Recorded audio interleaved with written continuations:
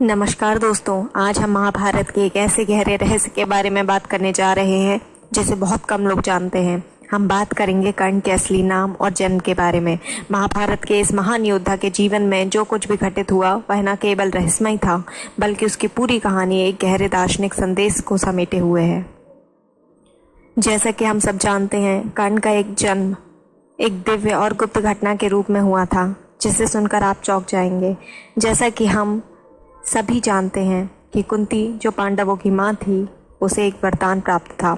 यह वरदान उन्हें ऋषि दुर्वासा से मिला था, जिसके तहत वह किसी भी देवता को से संतान प्राप्त कर सकती थी। एक दिन कुंती ने इस वरदान का उपयोग किया और सूर्यदेव से संतान की प्रार्थना की। इससे सूर्यदेव ने उन्हें कर्ण के रूप में पुत्र दिया।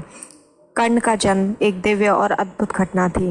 वह सूर्यदेव का पुत्र था और इसलिए उसमें सूर्य की सभी शक्ति, तेज और महान योद्धा बनने की क्षमता थी। लेकिन कुंती का जीवन उस समय सामाजिक दबाव और मान्यताओं से बंधा हुआ था। ऐसे में कुंती ने डर के कारण कर्ण को जन्म देने के बाद उसे नदी में बहा दिया।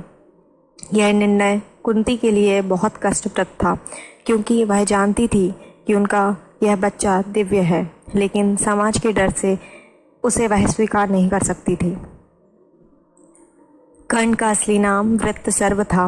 वह सूर्यदेव के सीधे पुत्र थे और उनका जन्म स्वाभाविक रूप से एक महान योद्धा बनने के लिए हुआ था। कर्ण को सूर्यदेव से एक विशेष कवच और कुंडल भी प्राप्त हुआ, जो उसकी शारीरिक और शक्ति को बढ़ाता था।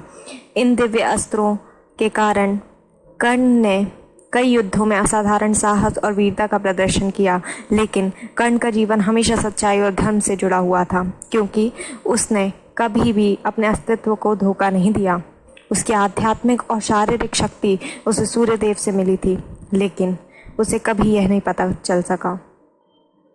वह हमेशा यह मानते रहे कि वह एक रथी के पुत्र हैं, और इस विश्वास ने उनकी पूरी जीवन यात्रा को एक अलग दिशा दे दी।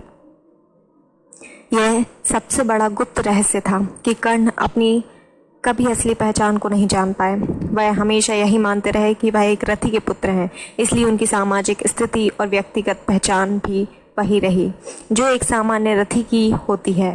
कर्ण का जीवन एक निरंतर आध्यात्मिक संघर्ष था, क्योंकि उन्हें अपनी असली पहचान के बारे में कोई भी जानकारी नहीं मिली। वह सूर्यदेव के पुत्र होने के बावजूद रथी के पुत्र के रूप में अपना जीवन को व्यतीत करते रहे। यह सच कर्ण के जीवन में एक गहरे दुख और व्यथा का कारण बना।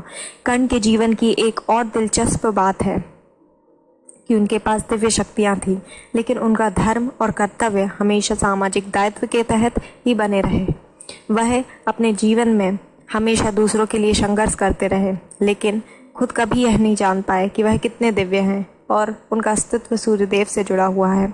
कर्ण का जीवन हमें यह सिखाता है कि सत्य और धर्म के मार्ग पर चलने वाले व्यक्ति के लिए सामाजिक स्थिति भी स्थायी नहीं होती।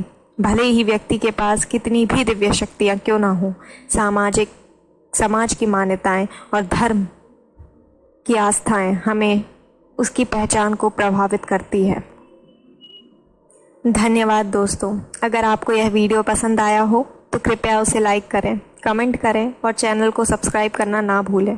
मिलते हैं अगले वीडियो में। तब तक के लिए धर्म और सत्य की राह पर चलते रहें। धन्यवाद।